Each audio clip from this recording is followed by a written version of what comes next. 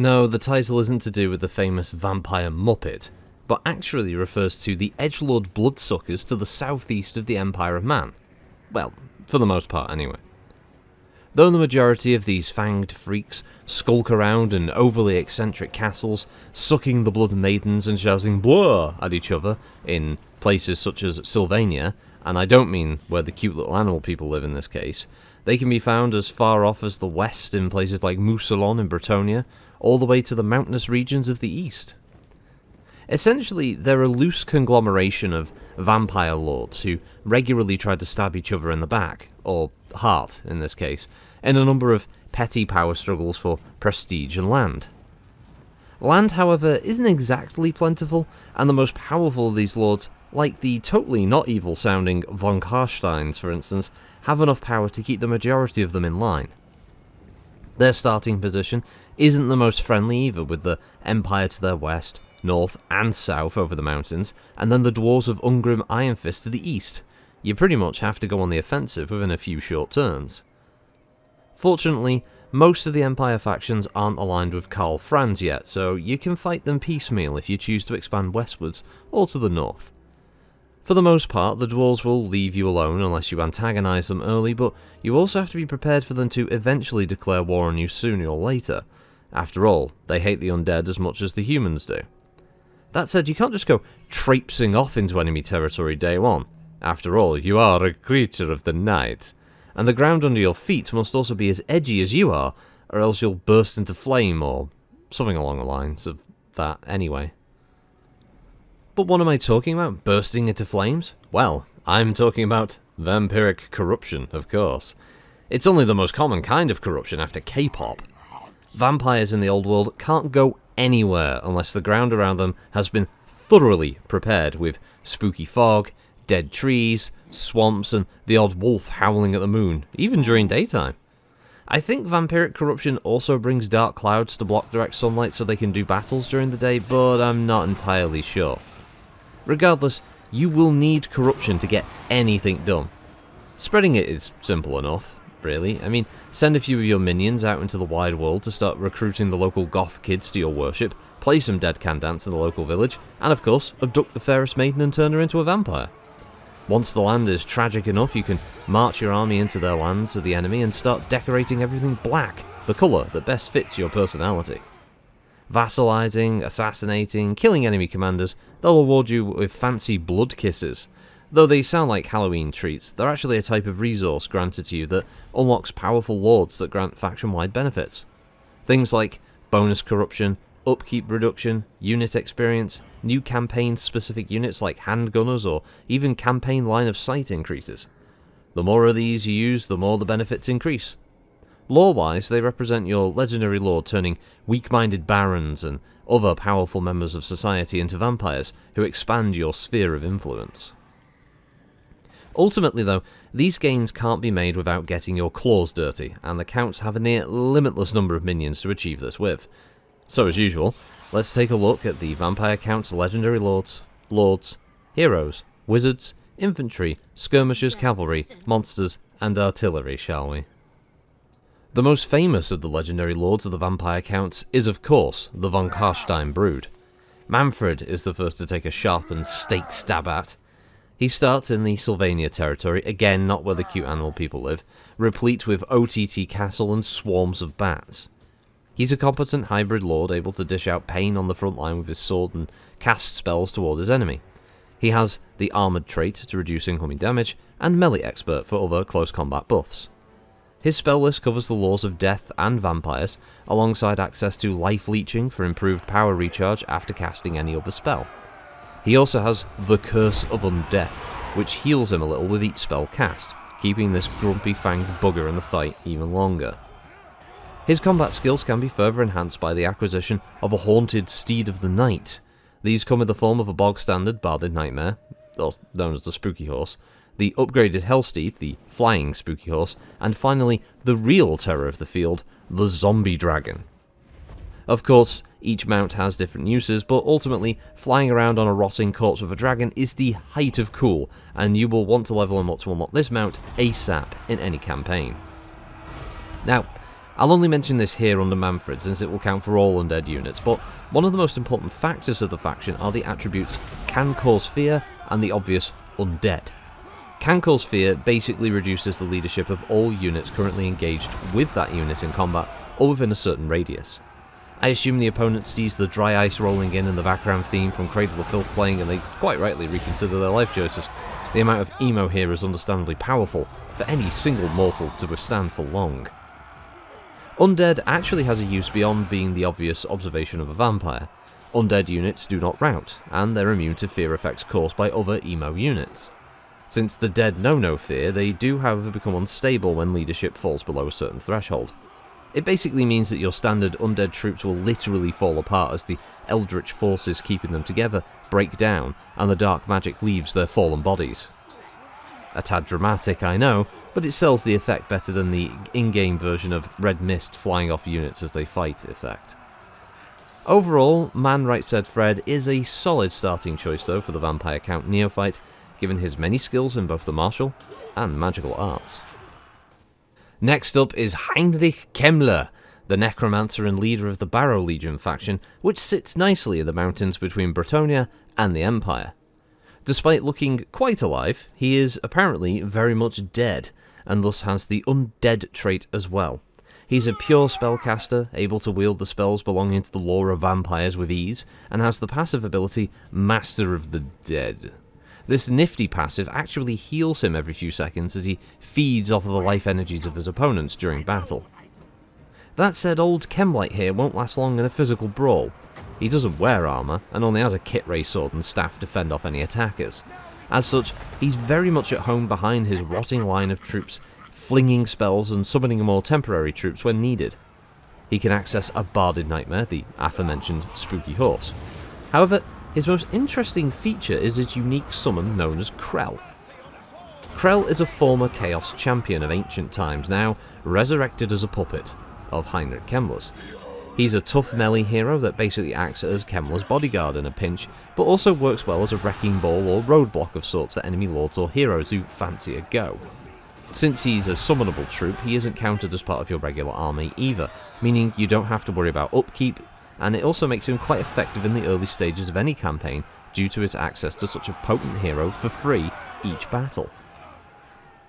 Ghorst is up next. Now, he definitely is dead. I mean, look at that skin. He needs moisturizer and stat. He shares the same start location as Mannfred, so Sylvanian family's territory once again. Hellman was added into the game as part of the Grim and the Grave DLC a long while back, so you can only access him if you purchase that pack. Hellman's Mayonnaise is another spellcasting lord like Heinrich, but he has a few important differences. The first of which is his regeneration passive. He constantly heals on top of having the Master of the Dead passive trait, so he can heal even faster than Heinrich, which is pretty useful in protracted battles. The other rather nasty element though is that every unit attached to his army gains poisonous attacks. It means even your lowly zombie shuffler, formerly known as Friedrich, can put the hurt on any unit he claws at. Essentially, his entire army is a damage over time machine, slowly draining enemy units' hit points even after they break from the melee or they overrun your own troops. It still means more casualties for them in the long run. Hellman also has access to a unique mount called the Brothers Ghost Corpse Cart. It's a tougher version of a unit type that I'll get to later, but this version of the cart is a family affair, because it brings his brothers along to the battle with him. I mean, it's sweet to see siblings getting along even after they die, and are resurrected as meat puppets for a heinous war machine of the unliving. Brings a tear to my eye now to think about it. Back to the von Carsteins though, as we check out Vlad von Carstein. Now, Vlad isn't a looker compared to Mannfred. I mean, he certainly bucks the trend of sexy immortal creature forever trapped in a youthful body with a mind many centuries older. Vlad looks like he lost a fight with a hedge trimmer, and he wants revenge. On the outside though, Vlad looks largely similar to Mannfred. They are both melee experts who are armoured and cast spells. Vlad doesn't have as much spellcasting variety though, only having access to the lore of vampires, but Vlad does diversify in a couple of key areas. One of the big problems with most undead infantry is that they lack the pace of livelier troops, let's say. Being dead sort of takes out the energy of your unit, so I suppose charging isn't so much a sprint as an awkward shuffle. Vlad kind of alleviates this slow-moving issue by giving his entire army vanguard deployment. It's a major tactical advantage, given the shorter distance required to get into the actual fray, but also reduces the enemy army's ability to use ranged units to their fullest. Vlad also has two unique abilities.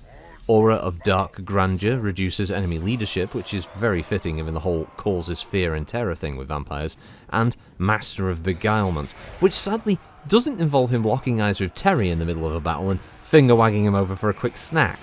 It just reduces the enemy troops' melee stats by 44, which is still crazy, of course. I should also mention as well that Vlad has a unique start position.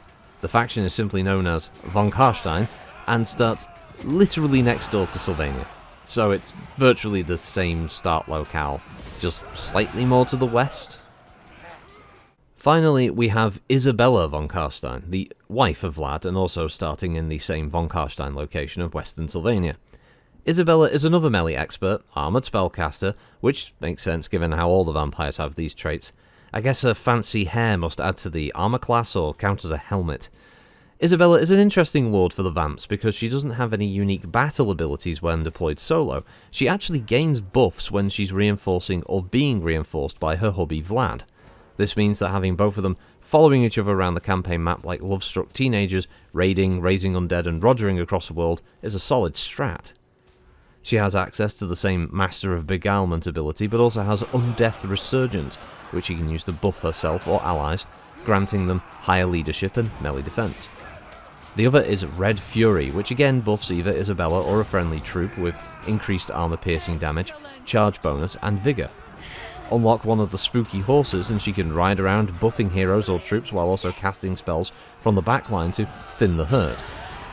Many would also recommend creating an army of vampire heroes for Isabella, given her passive buff that increases vampire hero damage by 25%, but that is just pure cheese, and I won't accept it in these videos. Oh no, I shall not abide by the cheese. Anyway, that covers our selection of leaders, but what about the lower tier generals and army leaders? Well, let's have a look at and gander at those pale-skinned, blood-sucking, corpse-fondling weirdos, shall we? The most basic lord of the vampire counts is, unsurprisingly, a vampire. Your average lord is a mini Mannfred, essentially, having the same attributes of being armoured and a melee expert, but also having the good sense to bring a shield for when those pesky mortals try and stab him through the heart. Jeff, which is what I'm just going to call vampire lords going forward, also have access to the spell list of the lore of vampires, and access to the same mounts as Mannfred. It's a nice goal to work toward to finally have your Jeff flying around on his own zombie dragon. Jeffs also have the ability The Hunger, which regenerates hit points as they fight, suggesting that while the claret's being thrown around, he has a quick drink and heals up. Jeff also has the Undeath Resurgent ability mentioned earlier, and other than that, your average Jeff is pretty straightforward but effective in the scrum, at the head of his forces. The Master Necromancer, though, is the polar opposite of Jeff. He wears rags, has a suspect grin, and is probably stuffing your mum when you're out and around, you dirty lucky bastard. Master Necromancers are like Kemmler in the sense that they're pure spellcasters and not too comfortable absorbing axe blows to the noggin. As such, you keep him safe in the backline, casting spells and spawning zombies as much as inhumanly possible. A nice bonus here is that they're cheap, costing only 1,000 gold to head up a small army, which is nice, and their magical animus ability can keep your undead minions intact by increasing their leadership when it starts to dip into the negative. Spell-wise, they have access to the lore of vampires, and can unlock mounts from the spooky horse, flying spooky horse, all the way to a rickety corpse cart. The last standard lord is the Strigoi Ghoul King, looking like he's had one too many facelifts in his time. A hybrid melee spellcaster like the vampire leaders, he works like a glass cannon.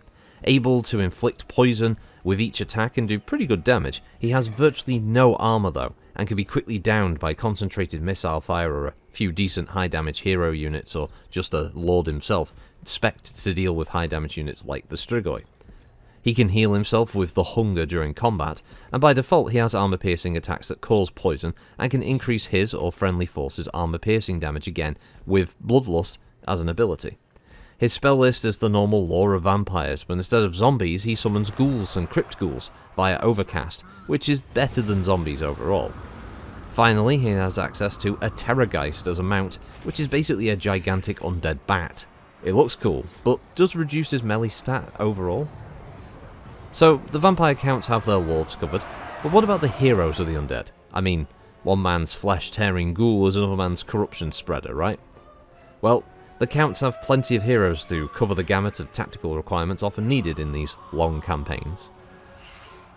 By default, all heroes spread corruption on the campaign map and perform other duties such as assassinations, blocking army movement, assaulting troops or their garrisons, or stealing technology. Most of the time though, you'll be attaching these valuable specialist troops to your armies for their nifty abilities in battle. The Necromancer, he's still studying to earn his master's degree in corpse fondling and manipulation, but this apprentice can still perform the basics required to help the army in a pinch.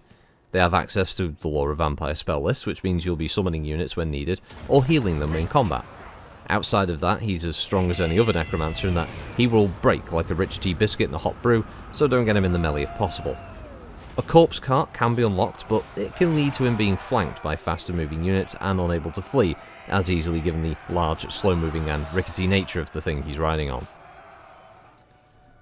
The Banshee is something a little different, as it's our first undead unit to feature the ethereal trait. Banshees are assassins of the battlefield, capable of killing large monstrous units, enemy heroes, and even lesser lords alone or in pairs. They have armor-piercing damage and presumably voices given the name, and actually encourage troops around them. I guess the screeching must perk up a skeleton or something with the vibration in their bones. Ethereal is a nice trait as well to have, since it massively reduces damage from any non-magical weapons, since they mostly just pass through them, and they simply glide over any rough terrain, losing no speed when traversing such ground. Additionally, their attacks are magical in nature, making them useful against similarly protected foes. Next up is your bog-standard Vampire. These come in lady form though, and work roughly the same as the Vampire Lord, aka Jeff. Vampires come in either Shadow or Death spellcasting varieties. It's useful since most of the Lords and Legendary Lords tend to use the Lore of Vampire spell list. The extra spell option here is handy, while the vampires themselves count as decent melee combatants and armoured. A spooky horse or flying spooky horse is also an option as levels are unlocked, but abilities like the Hunger are priority, given the need to keep them healed during combat. I would say they may have gone a bit overboard with the makeup, however. It seems a bit heavy, you know? The last hero of the Counts is the White King. These tanky skeleton fighters are pretty no-nonsense sword and board combatants. They specialise in protecting weaker heroes or lords from assassins, and are equally useful in the scrum. There isn't much else to say really. I mean, he gets a skeletal horse, or a barded version later on, which is nice I guess. But yeah, that about covers the heroes. There are also Bloodline heroes, but they're just slightly different variants of the normal ones with some ability crossover here and there. Nothing worth covering here to be honest, because it's time to get to the rotting meat of the undead, with the troops that you'll be using to conquer the lands of the living. So let's shamble on over to the infantry, shall we? The most basic and cheap unit available to any vampire player is the humble zombie. Collectively, we as a species have likely shot, burnt, blown up, chopped, stabbed, diced, crushed, and run over billions of our fellow man resurrected as a meat puppet in the last decade or so, and we are still finding them one of the most popular undead to battle or use in battle to this very day. Vampire Counts use zombies by the cartload in battle. They're cheap, numerous, and make excellent targets for any enemy archer looking to increase their kill-death ratio. Most armies, even in the late game, will feature some zombie units to bulk out the front line, because of their ability to slow up enemy infantry and cavalry, allowing your more frisky units to flank or charge the rear of tougher or more dangerous targets. Zombies can be healed easily enough with cheap spells from lowly necromancers, and more can be summoned during battle to temporarily bump up the numbers, should you need it. They do lag behind everyone else though, given the whole reanimated corpse deal, which can lead to faster or more ranged focused armies doing big damage to your meat shields before they even get a chance to tank the hits for you. Still, they're easy enough to replace afterwards, given all the fresh bodies strewn about the place. The second most common infantry unit is the Skeleton Warriors, and no, not the dumb cartoon from the 90s. These are actually, useful and a genuine threat to the living. I suppose the theme song, though, is a weapon in and of itself. I digress. Skeleton Warriors are better overall compared to their zombies, but a slightly higher cost by comparison. They all carry shields as well, which makes them more resistant to ranged attacks as they march in unison toward their victims. Outside of that, they're another useful shield for your army, so you can fix the front line with a horde of skellies and send your faster moving and more deadly troops around the flanks for some proper murder. The other option for skellies are the spear-equipped model.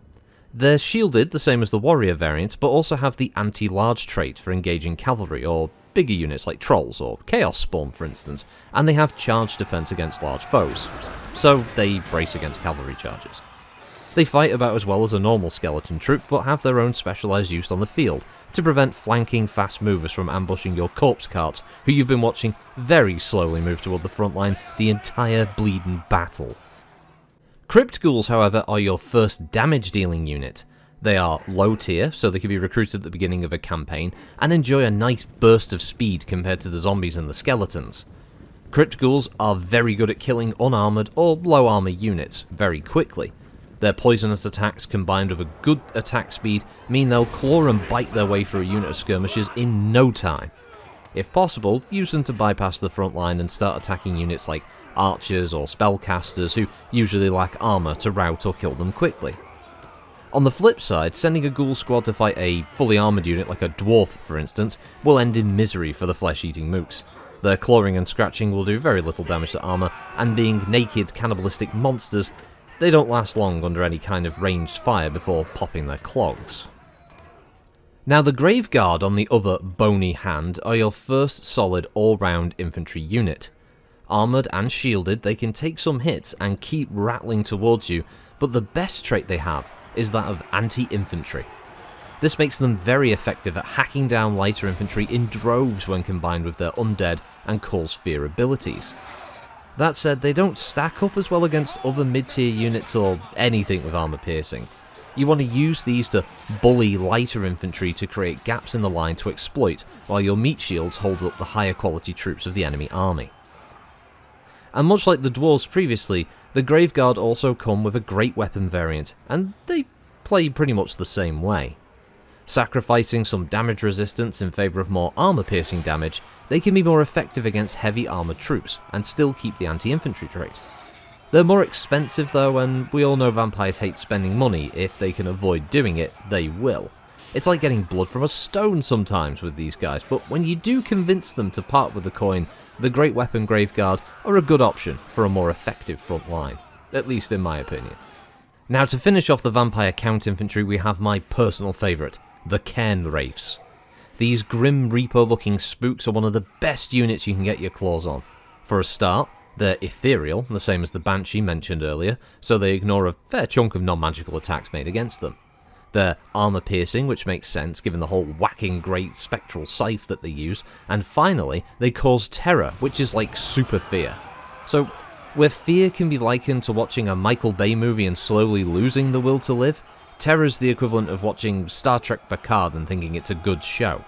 It causes temporary insanity, and your troops just flee for a short time. Cairnwraiths are the perfect choice for engaging high-tier enemy infantry due to their ethereal nature, and they work well in pairs. They do have some downsides though. Given their smaller numbers, they can't be relied upon to make up the majority of your front line of an army, and should magic actually be a factor, they will die quickly given their low hit points. They also cost a fair chunk as well, so best bet is to have a few of these in your army to reap their way through the enemy line and cause terror and havoc wherever you need. Well, that wraps up the infantry then for the vampire counts. A slow-moving but methodical line of dead soldiers who don't grumble about pay, food, or even trying to unionize against you. And, of course, here comes the arrows. It's becoming a thing now. Right, well, it's best we get to the ranged troops then, eh? So, it turns out that the vampire counts never thought to equip their skeletons with bows and arrows. No, these fanged morons thought in a world where elves exist, it'd be a great idea to forego the ability to murder at range, and just concentrate on, well, I don't know what, but it wasn't a good idea regardless. Instead, we must jump to the cavalry of the undead, the only reliable counter to bolt and arrow flinging annoyances. So the first and cheapest of these spooky horse riders are the Black Knights. They don't do anything special as a starter cav, but they're solid and dependable nonetheless. Unsurprisingly, they're anti-infantry and armoured and shielded, making them very useful for flanking or rear charges into enemy troops and good at running down archers or, if possible, hitting artillery.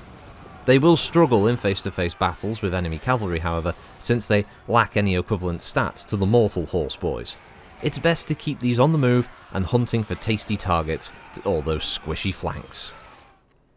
The better option, though, for fighting other cavalry, or really sending that charging attack home, is the Black Knights with lances and barding. They drop their shields in favour of a lance for higher charge damage, but are still armoured and also count as anti-infantry. They still aren't the best option for killing enemy cavalry though, even with the higher charge and damage stats, but that isn't why you use them. Your main goal here is to find a unit of tough infantry, fix them with your zombies or skellies, and then slam them from the rear with the pointy end of the lance for massive damage. And I know that sentence could easily be taken out of context. Moving on, we have the Hex Wraiths, which are the mounted version of Cairn Wraiths in a nutshell. These ethereal, armour-piercing cavalry cause terror and have vanguard deployment to boot. Combine this with their speed and they can very quickly make short work of enemy infantry, not expecting a haunted troop of Ghost Riders to suddenly be upon them within 30 seconds of the battle starting. Being ghosts, they ignore most physical attacks, but any magic will end them faster than live-action Cowboy Bebop. Their attacks cause fire damage as well, presumably from the bale fire that burns within their skulls. Useful against trolls or treants, or anything that's weak to fire, really. Finally, we have the Blood Knights, a vampiric cavalry unit that counts as one of the best in the entire game. Their powerful charge is augmented by the anti-large trait, which can mean swift death for opposing cavalry that go head-to-head with them in the charge. They're armoured and shielded as well, so this reduces incoming range damage alongside their ability, the Flag of Bloodkeep, which further reduces range damage. They also have Frenzy, which increases their damage while their leadership is high. The other nifty thing is that healing spells cast on them actually resurrect fallen members of the unit. Of course, though, such a powerful unit isn't without drawbacks. Firstly, they're very expensive to recruit and maintain, and though they do a lot of damage to large units like cavalry or trolls and the like, they struggle against single unit monsters like dragons or giants. Personally, I would also add that a unit of 60 vampires on horseback all going blah as they ride is really annoying. But with that said, we have our cavalry line ready. These speedy units will make the perfect counterbalance to my slow-moving line of corpses. That said, this is the bit where something bad always happens, and there it is. Artillery. It always finds a way to ruin my day. Well, two can play at that game. They don't have artillery either! What is wrong with these creatures of the night? They spend so much time trying to look at themselves in the mirror, they don't see the massive glaring holes in their military structure. I mean, just a simple trebuchet looted from the field would be enough, surely. No. Instead, the vamps prefer chariots instead, so let's have a cross-eyed look at these, shall we? The most common chariot for the counts is the corpse cart, a simple construction that comes in 3 different flavours, all of which are not built for fighting, but for buffing and providing support functions for your army. The first is the humble corpse cart, which has the Vigor Mortis ability, which grants any friendly unit within its aura bonus, melee, attack and defence. It's good for cheap infantry since it makes them last a little longer in a fight, and allows them to do a tiny bit more damage with each attack. Carts also regenerate their own hit points, which is nice, but it's also a massive neon sign saying "Charge me" for enemy cavalry or monstrous units. The second version is the Balefire Corpse Cart. This model has the same bonus as the bog standard version, but also has the annoying ability to reduce the Winds of Magic recharge rate for the enemy. Enemy spellcasters also within range of the cart will have a higher chance of miscasting their spells as well. Other than that though, it functions exactly the same as the first one. The last cart is the Unholy Lodestone model, and arguably the best version. It doesn't cause magic miscast or reduce mana recharge rate, but it does heal units around it, which is very useful for the undead since it resurrects downed troops. Post-battle, as the enemy's fleeing, it's a good time to have your troops gather round the corpse cart for a quick patch job to pump up your numbers.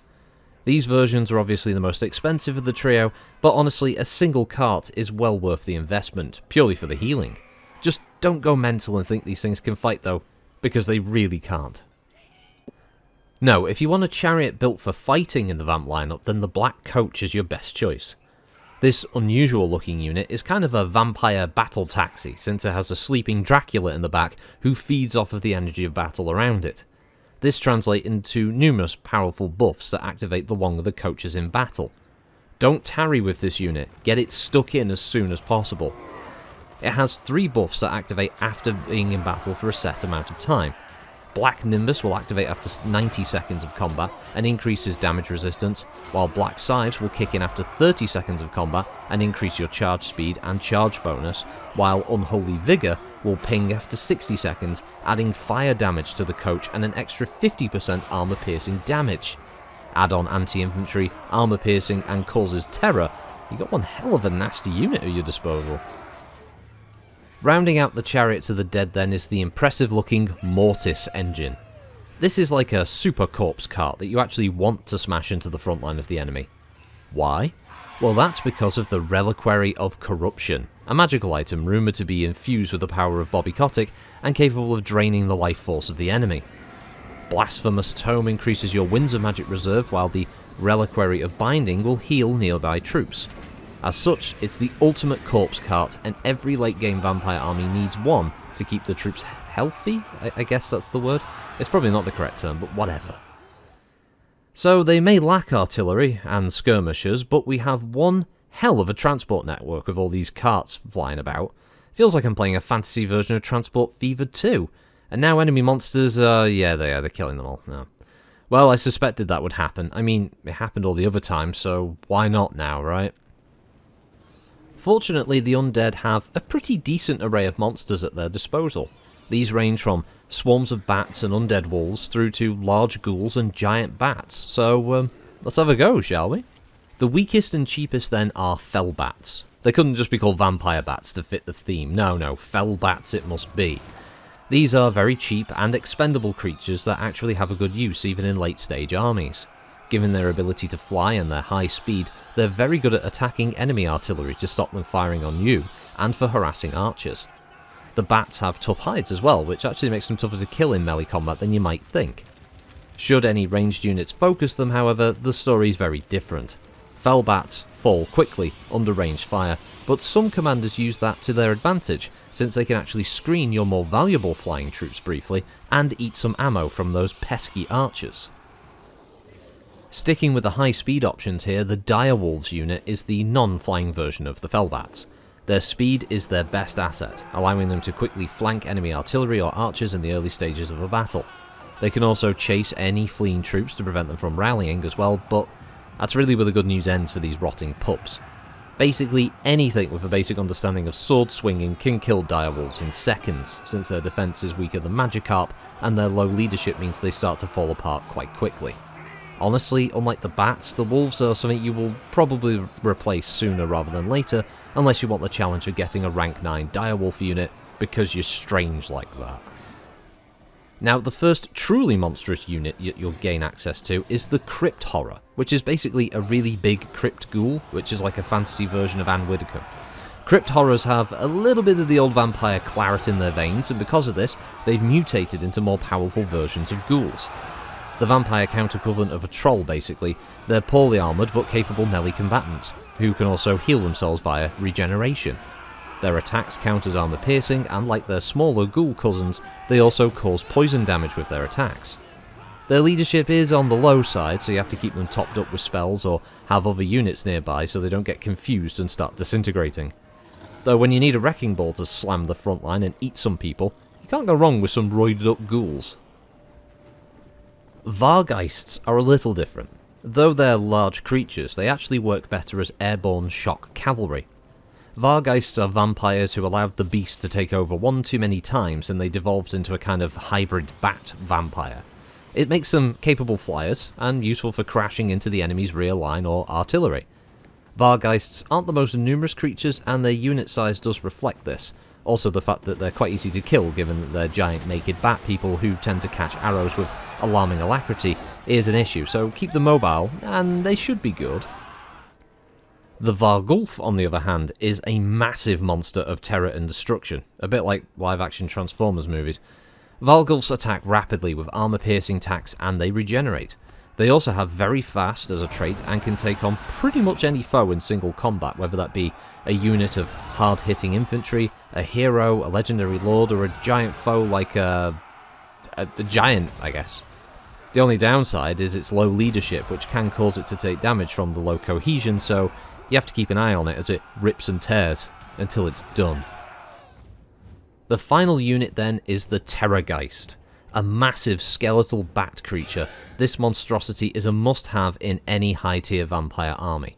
Naturally, it causes terror, has armoured and armour-piercing trait, and is anti-large. It can regenerate, a common trait amongst these kinds of units in the Count's lineup, and has a sonic breath weapon, which I think is unique to this unit, though a Giant's Roar may also count as that, so I'm not sure. It has virtually no drawbacks outside of being expensive to recruit and maintain, but damn if it doesn't look absolutely amazing when it's flying around and crashing into the enemy. And with that, we have our army of the Night completely covered. The vampire counts certainly lack in a few key areas. They aren't the quickest out there on foot, they lack any artillery or ranged troops and struggle with sunlight, but what they have to counter these disadvantages are fear and terror-inducing units that know no fear themselves, and a bevy of spellcasting heroes who are tough frontline combatants. I may joke about them being emo and sparkle in daylight, but the vampire counts are a great starting choice for any new player to Total War Warhammer. That about wraps it up. Thank you all again for watching, I wish you all a good week, and I'll see you next time. Bye bye.